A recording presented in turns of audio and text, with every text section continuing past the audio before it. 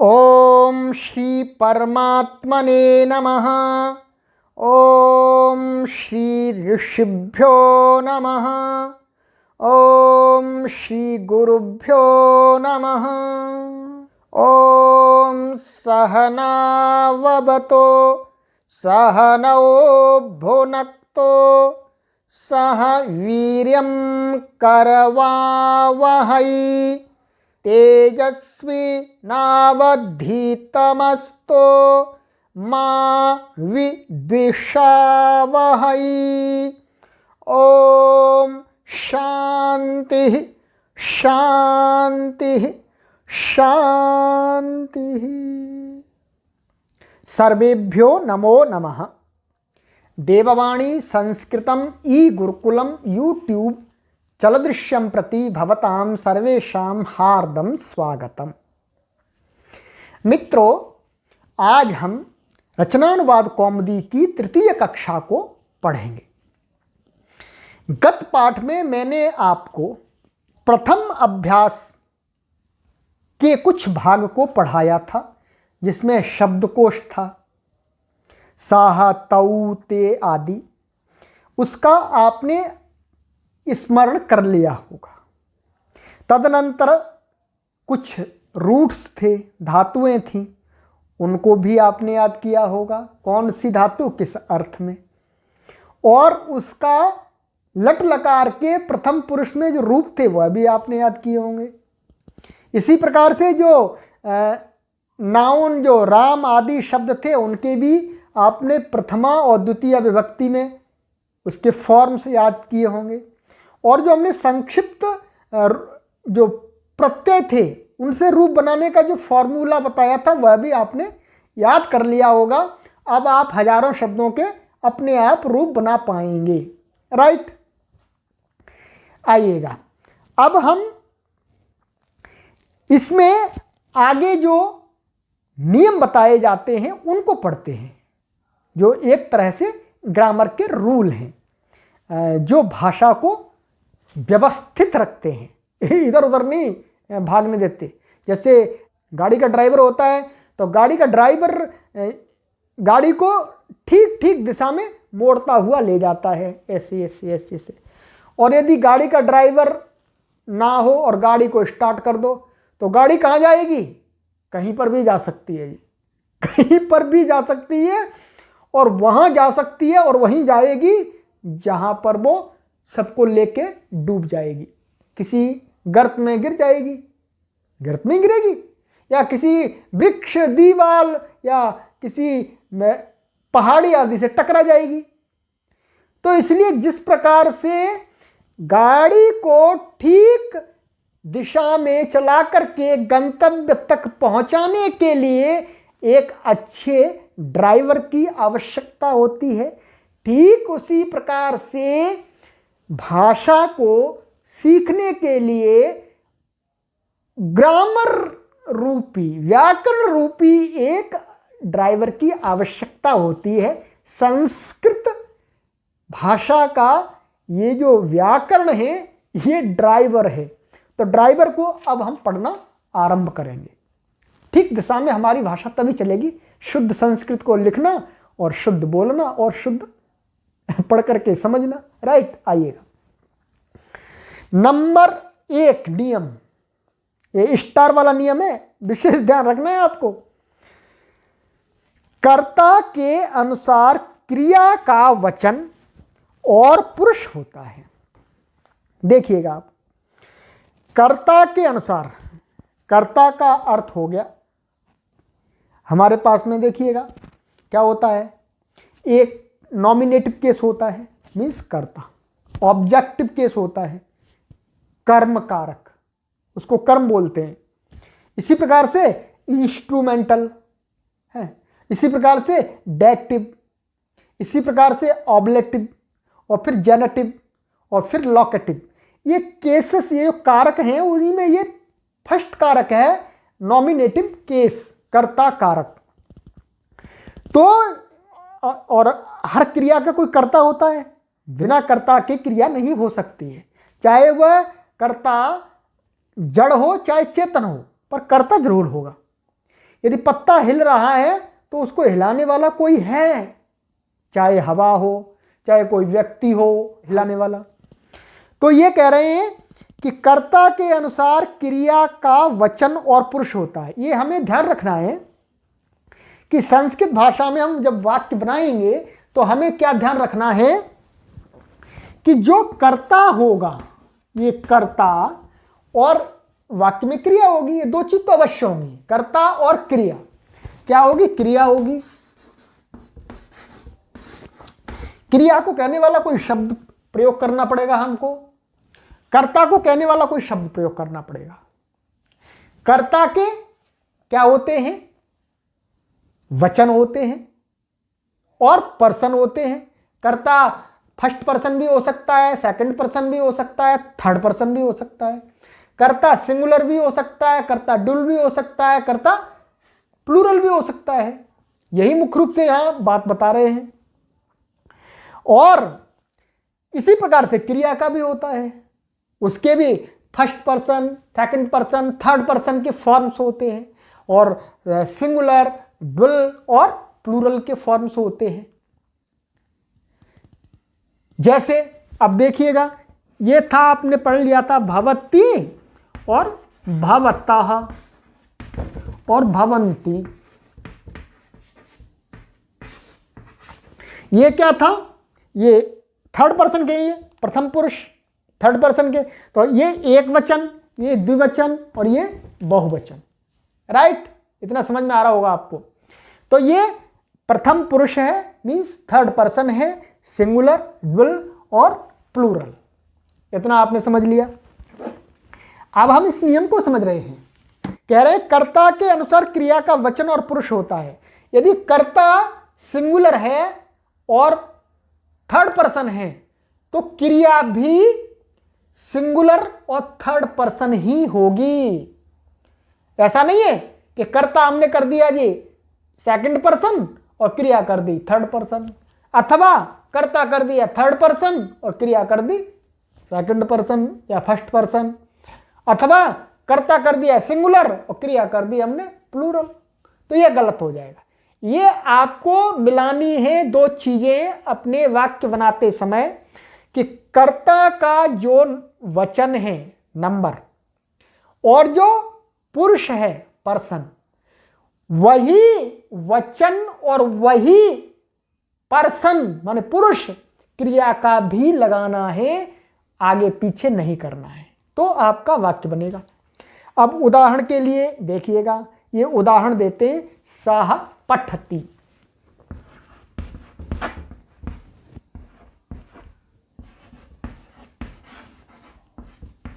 Right? कहते सः पठति। अब देखिए कर्ता कौन सा है, जल्दी बताइए कर्ता कौन सा है? कर्ता ये है। क्रिया कौन सी है? ये है। राइट? ये कर्ता कौन सा पर्सन है? Third person. नंबर कौन सा है इसका? वचन, एक वचन। अब ये थर्ड पर्सन सिंगुलर है, इसलिए क्रिया को भी क्या रखेंगे हम? Third person singular. तो थर्ड पर्सन क्रिया का सिंगुलर जो पठ धातु का बनता है पठति। क्या बनता है? पठति। तो अब इसका मेल हो गया, तो ये आपका वाक्य हो गया सही। परंतु आप इसकी जगह यहां इस प्रकार से कर देते हैं पाठतः, तो ये क्या हो जाएगा? देखिएगा, ये थर्ड पर्सन है, ये भी थर्ड पर्सन है, परंतु ये सिंगुलर है और ये क्या है? द्विवचन है, तो ये गलत हो गया। इसी प्रकार से आप यदि पठंती कर देते हैं यहां, तो क्या है? ये भी गलत हो जाएगा। ये थर्ड पर्सन है, माना हमने, माना, परंतु ये सिंगुलर नहीं है, ये क्या है? प्लूरल। ये गलत हो जाएगा। सही कौन सा होगा? पठती। अब आपको ये बात बिल्कुल भी समझ में आ गई होगी, अब बिल्कुल भी डाउट नहीं रहना चाहिए। तो ये आपका पहला नियम मैंने आपको समझा दिया। अब आइएगा नियम 2, भवत। ये भवत शब्द है, मूल शब्द क्या है? भवत। ये भवत है। इसका अर्थ इसमें लिखा हुआ है, आप देख पा रहे होंगे कि आप शब्द के साथ सदा प्रथम पुरुष आता है। प्रथम पुरुष में थर्ड पर्सन। मैंने आपको गत पाठ में बताया था कि भवत शब्द को हम प्रयोग कहाँ करते हैं, किसके लिए? सेकंड पर्सन के लिए। क्यों? क्योंकि तुम के अर्थ में करते हैं, परंतु संस्कृत में नियम बना दिया कि ये कहेगा तो सेकंड पर्सन को, परंतु ग्रामर के अनुसार इसके जो क्रिया के साथ इसका जो नियम देखा जाएगा तब ये कौन सा रहेगा? Third person. तो ये थर्ड पर्सन है, थर्ड पर्सन है। तो वही कह रहे हैं ये शब्द के साथ सदा प्रथम पुरुष ही आता है, थर्ड पर्सन की क्रिया ही आती है। तो अब जैसे मैं एक उदाहरण अपनी तरफ से लिख के बताता हूं। देखो, भवत का पुल्लिंग में बनता है भवान, ठीक है, भवान। अब हम करते पठती, राइट। तो ये क्या है? भवान माने आप माने तुम, पठती पढ़ते हो, तो थर्ड पर्सन की क्रिया आई, राइट, थर्ड पर्सन की आई। अभी हम आगे नहीं बताएंगे आपको सेकंड पर्सन में क्या होगा, बस थर्ड पर्सन की ही क्रिया आएगी भवत शब्द के साथ में, ठीक है। अब नंबर 3 देखिएगा, तीनों लिंगों में धातु का रूप वही रहता है। यह विशेष बात आपको रखनी है। क्या होता है, हमारे पास में 3 लिंग होते हैं, एक पुल्लिंग मीन्स मैस्कुलिन और एक नपुंसक लिंग मीन्स न्यूटर और स्त्रीलिंग फेमिनिन। ये 3 जेंडर होते हैं। तो उनका जैसे पुल्लिंग में भवान था, भवती था, परंतु क्रिया में ऐसा लिंग नहीं होता, क्रिया का कोई लिंग नहीं होता। हमको जैसे वचन और पुरुष देख रहे थे, नंबर और पर्सन देख रहे थे, उस प्रकार से हमें वाक्य बनाते समय क्रिया का लिंग नहीं देखना है, राइट। तो वही कह रहे, तीनों लिंगों में धातु का रूप वही होता है। मैं आपको लिख के बतला देता हूं और समझ में आ जाएगा आपको। जैसे गत पाठ में क्या था, भवान ये पुल्लिंग था, पठती, राइट। और स्त्रीलिंग के लिए क्या याद किया था आपने? भवती, राइट। अब मैंने स्त्री बोल रहे हैं तो क्या आना चाहिए? तो यहां पर भी क्या आएगा? पठती। देखिए शब्द रूप चेंज हुआ, शब्द रूप ये पुल्लिंग, स्त्रीलिंग के लिए अलग, पुल्लिंग के लिए अलग, परंतु क्रिया दोनों के लिए एक जैसी ही रही, क्योंकि क्रिया का लिंग होता ही नहीं है। क्रिया का लिंग क्या होगा जी? क्रिया तो क्रिया है।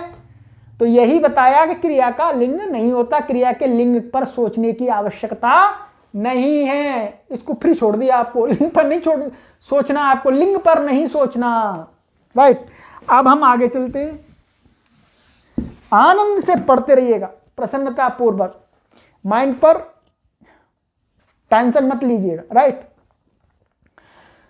नंबर 4, कर्ता में प्रथमा होती है और कर्म में द्वितीया होती है।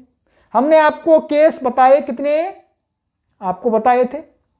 एक कर्ता कारक मीन्स नॉमिनेटिव केस, कर्म कारक ऑब्जेक्टिव केस, करण कारक इंस्ट्रूमेंटल केस, संप्रदान कारक डेटिव केस, अपादान कारक ऑब्लेटिव केस, और फिर ये जो आगे कारक नहीं होता है उसको इंग्लिश में बोलते हैं जेनेटिव केस, और फिर अधिकरण कारक मीन्स लोकेटिव केस। तो उनमें से हम 2 की बात करेंगे, 2 की बात करेंगे केवल, किसकी? कर्ता और कर्म, nominative case and objective case, okay. तो कह रहे हैं कि कर्ता में प्रथमा होती है और कर्म में द्वितीया होती है। ये विभक्तियां भी हैं, विभक्तियां आगे बताएंगे हम आपको। तो क्या है, प्रथमा विभक्ति, द्वितीय विभक्ति, तृतीय विभक्ति, इनमें फॉर्म्स होते हैं शब्द के। तो ये कह रहे हैं कि जो यदि कर्ता को कहने वाला कोई शब्द है वाक्य के अंदर, तो उसमें उसके क्या होगा, जो प्रथमा विभक्ति है उसके फॉर्म्स को यूज किया जाएगा। किसको यूज किया जाएगा? जो प्रथमा विभक्ति है उसके को। और यदि वाक्य में कोई शब्द कर्म बन रहा है, क्या बन रहा है? कर्म, ऑब्जेक्टिव केस बन रहा है, तो उसके लिए द्वितीय विभक्ति के रूप का प्रयोग करना होगा। जैसे मैं आपको उदाहरण देकर के समझा देता हूं, ठीक है? अभी आपको समझ में आ जाए तो ठीक है, नहीं तो कोई परेशानी नहीं है। नहीं आप ऐसे सोचो गुरुजी को आता नहीं इसलिए गुरुजी ज्यादा नहीं बता रहे। नहीं, हमको तो आता है ये पर आपको दिक्कत आ जाएगी समझने में, इसलिए। अब देखिएगा, जैसे रामः, राइट, रामः विद्यालयम गच्छति। अब देखिए कर्ता कौन है इसमें? जाने वाला कौन है? राम। क्रिया क्या है? गच्छति। कहां जा रहा है भाई? किसको जा रहा है? कहां जा रहा है? तो कह रहे हैं विद्यालय को। तो ये क्या हुआ? कर्म। ये क्या हुआ? कर्ता। ठीक है। ये क्या हुई? क्रिया। क्रिया से हमें कोई लेना देना नहीं है अभी इस नियम के लिए।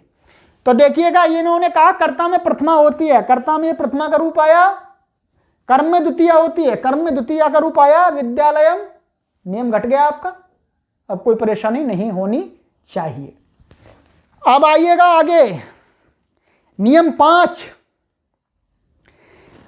अपदम न प्रयुंजीत। एक वैयाकरणों ने नियम बना दिया है, अपदम न प्रयुंजीत। इसका हिंदी में अर्थ समझिएगा कि संस्कृत भाषा में किसी भी शब्द को बिना प्रत्यय लगाए हुए प्रयोग नहीं किया जाता है, प्रत्यय पीछे जोड़ना ही पड़ता है पीछे मतलब संस्कृत शब्द में शब्दों को वस्त्र पहना करके ही प्रयोग किया जाता है। ये सभ्यता का परिचायक है।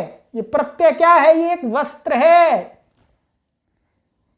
और ये नग्न नहीं छोड़ता। संस्कृत भाषा में नग्न शब्दों को प्रयोग नहीं किया जाता क्योंकि नग्नता असभ्यता का प्रतीक है। ये बहुत बड़ी बात है।